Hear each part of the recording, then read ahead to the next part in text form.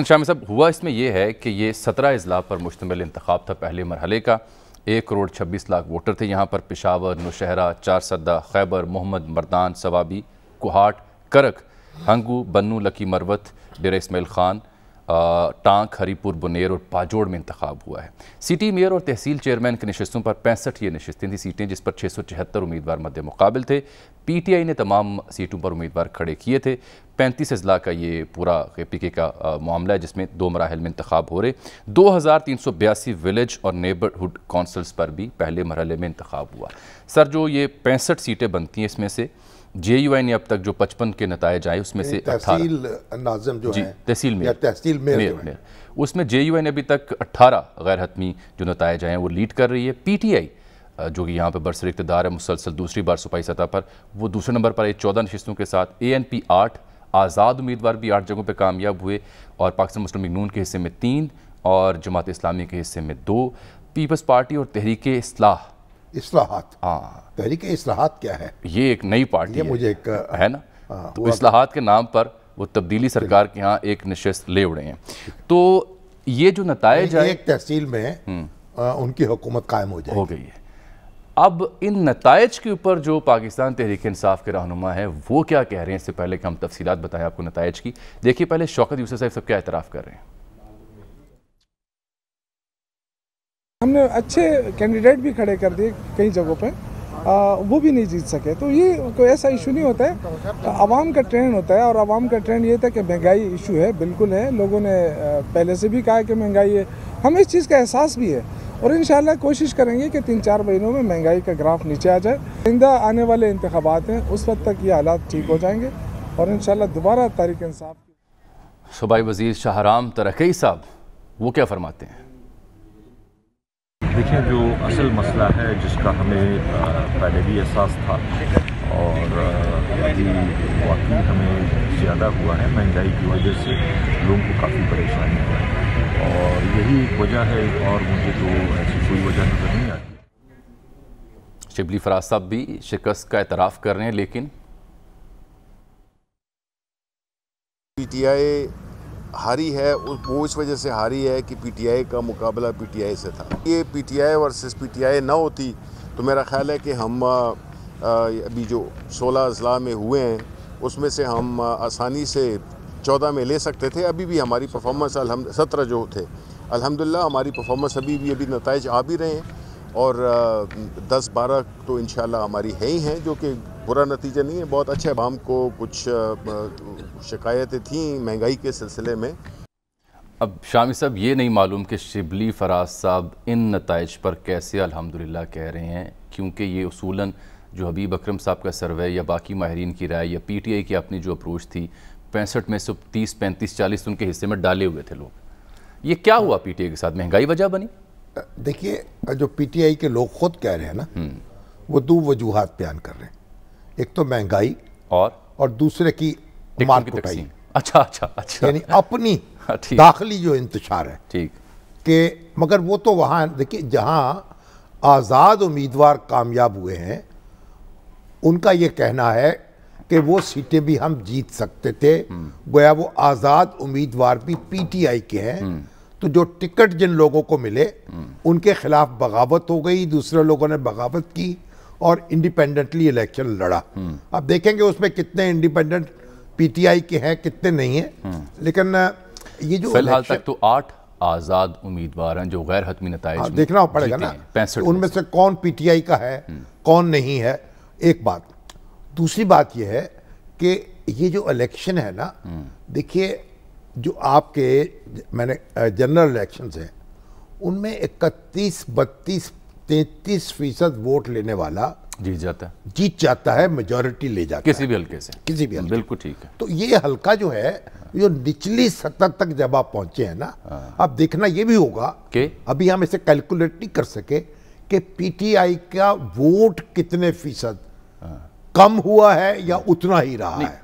गैर हतमी जो नतायज हैं, ज़ाहिर बात है जब इलेक्शन कमीशन डाटा जारी करेगा, लेकिन जो गैर हतमी बने, जो रफ कैलकुलेशन हमने की, उसमें JUI का नंबर 1 है, वोट में भी नहीं, JUI का वोट में भी नंबर 1 है और सीटों में PTI का वोट भी कम हुआ है, नशिस्तें भी कम हुई हैं।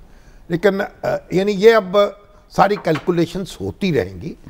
लेकिन बुनियादी हकीकत यह है कि पीटीआई को सेटबैक हुआ है और जेयूआई जो है वो उसने लीड किया है और एएनपी ने भी अपने वजूद को बरकरार रखने की कोशिश की है, बल्कि बेहतरी की है, ठीक है ना। मुस्लिम लीग नून जो है उसने अक्सर जगह जेयूआई के साथ मामला कर लिया था और पेशावर में जो इलेक्शन जीता है मेयर का जी जेयूआई के हाजी जुबैर अली जी जी जी, तो उसके साथ उनके साथ एक बाकायदा मुआहिदा करके अमीर मुकाम साहब ने ये ऐलान कर दिया था कि हम उनको सपोर्ट करेंगे। गए वो मुश्तरका उम्मीदवार थे दोनों जमातों के। अब आप ये जो अगर आप ये देखिए जो बड़ी अपोजिशन की जमातें पेशावर का आप जिक्र फरमा रहे हैं, तो जेयूआई, एएनपी और पीपल्स पार्टी का वोट बैंक इकट्ठा किया जाए, ये कम से कम 1.5 लाख बनता है। ऐसा नहीं, पीपल्स पार्टी और एएनपी हाँ जी, दोनों ने 40,000 से ज्यादा वोट हासिल। 49,000 एएनपी का है और 45,000 पीपल्स पार्टी का है लगभग। अच्छा, जो पीपल्स पार्टी के जो उम्मीदवार है क्या नाम था उनका? जरक खान जी, जरक खान। जरक खान आलमगीर खान के बेटे हैं जी बिल्कुल, और आसमा आलमगीर उनकी वालदा है, आसमा अरबाब आलमगीर, हाँ अरबाब आलमगीर के। तो अब ये जो है ये एक पुराना सियासी घराना है, अगरचे उनका कुछ ज़्यादा तजर्बा नहीं है। मेरे ख्याल उन्होंने सूबाई असम्बली का इलेक्शन हार गए थे बहरहाल, लेकिन जहाँ तक जो पीटीआई के उम्मीदवार हैं रिजवान खान बंगश है, रिजवान खान बंगश वो यूएई से आए थे और वहाँ वो लेकिन एक पढ़े लिखे नौजवान है, मेरे ख्याल ऑस्ट्रेलिया में पढ़ते रहे हैं और ये जो अर्बन मैनेजमेंट है उस पर उनकी खासी दस्तरस है, शहरी नज़्म व नस्क पे। तो अब उनका ये ख्याल था, पीटीआई ने उनको मैदान में उतारा था और वो रवायती सियासतदान नहीं है, ठीक, और बड़े दावे किए थे कि मैं एक मामला जो है दुरुस्त करूंगा। अब जो एएनपी के थे, एएनपी के वो भी पुराने कारकुन है एएनपी के, लेकिन ये जो जुबैर अली है, तो जुबैर अली का एक तो ये एजाज है कि वो हजरत मौलाना फजलुर रहमान के दामाद हैं जी, और दूसरा ये कि उनके वालिद हैं गुलाम अली जी, हाजी गुलाम अली साहब जी, जो सेनेटर हैं और नाजिम रहे हैं पेशावर के और जमीयतुल उलमा इस्लाम के पुराने कारकुन हैं, बहुत बड़े बिजनेसमैन हैं, इंडस्ट्रियलिस्ट हैं और बड़ा एक बावसीला शख्स है। तो और मौलाना फजलुर रहमान के बहुत करीबी अजीज भी हैं और साथी भी हैं। तो अब ये भी इनका कोई तजर्बा नहीं है हाजी जुबैर अली का, ये वालिद साहब के तजर्बे से काम करना पड़ेगा इनको, मगर अब वो जीत चुके हैं और उनको मुबारकबादें पेश की जा रही हैं। अब ताज़ा जरा ले लेते ना कि मौलाना फजलुर रहमान ने कहा, वो मौलाना फजलुर रहमान बलोचिस्तान में है जी, नवाब साहब, नवाब इस्माइल असलम रईसानी साहब ने उनको चाय पे मदऊ किया था, तो ललचाई हुई नजरों से वो नवाब असलम रईसानी की तरफ देख रहे थे और असलम रईसानी भी कोई ललचाई हुई नजरों से उनकी तरफ देख रहे थे। कुछ था जिसने मिला, मुबस्सरीन का कहना हो सकता है, क्योंकि जेयूआई, मौलाना ने कहा जेयूआई खैबर पख्तूनख्वा की सबसे बड़ी सियासी ताकत है और इस इंतखाब ने साबित कर दिया है। और फिर उन्होंने कहा इससे यह भी साबित हो गया कि गुज़श्ता इंतखाब में धांधली हुई जी, ये तो मौलाना कहते हैं, और यही नहीं बल्कि आप पहले मौलाना की जुबानी ये सुने, फिर उनका एक जुमला, मौलाना के वालिद जो हैं यहाँ भाई सूबा सरहद के वजीर आला रहे, देखिए क्या मौलाना मुफ्ती महमूद आबिद हमीद साहब हमारे ब्यूरो चीफ हैं पेशावर से, उन्होंने भी ज्वाइन किया, उनसे ताज़ा सूरत हाल जानते हैं। लेकिन चूंकि शामी साहब जिक्र कर रहे हैं मौलाना का, देखिए क्या फरमा रहे हैं।